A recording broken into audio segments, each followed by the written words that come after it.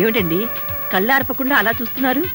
అది వేరు ఏమో అనుకున్నాను కానీ మొత్తానికి మన మంజు మంచి అబ్బాయినే సెలెక్ట్ చేసుకుంది. నాకు అల్లుడు నచ్చాడు. అల్లుడా?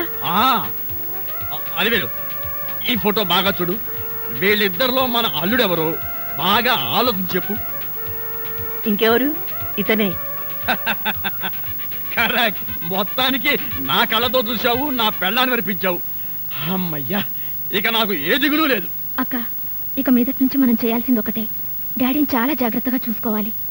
ఆయన ఆశకి వ్యతిరేకంగా మనం ఏదైనా చేసి ఆయన బాధపడితే డాడీ మనకు దక్కడక్క. లేదు లేదు, ఆయనకి ఏ ప్రమాదం జరగకుండా నేను చూసుకుంటాను.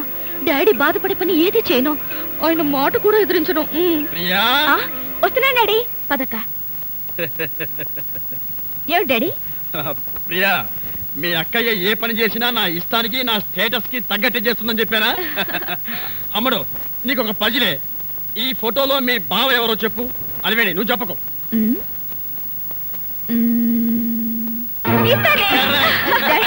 సతీష్. అల్లుడి పేరు సతీష.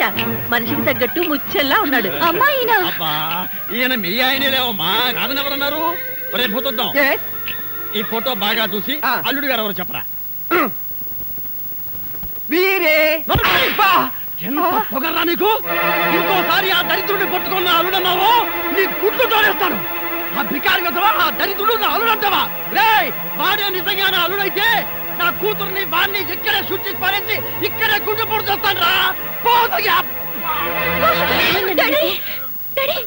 ఆ తింగర విధవ మాటలు విని ఆవేశపడిపోతున్నారు.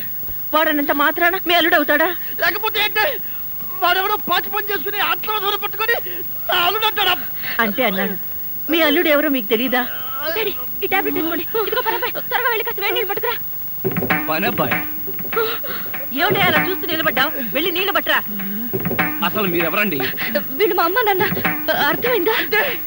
మేమెవరూ చెబుతాగాని పని చేయవా? డాడీ, వంట వాళ్ళకి సర్వెంట్లకి ఎంతో పొగరు పనికిరాదు. డాడీ మీరు ఆఫీస్ పడకండి, నేను చెప్తాగా. మీరు లోపలికి వెళ్ళి పొయ్యి మీద వేడి నీళ్ళు పెట్టండి, నేను వస్తాగా. వెళ్ళండి ప్లీజ్, వెళ్ళండి.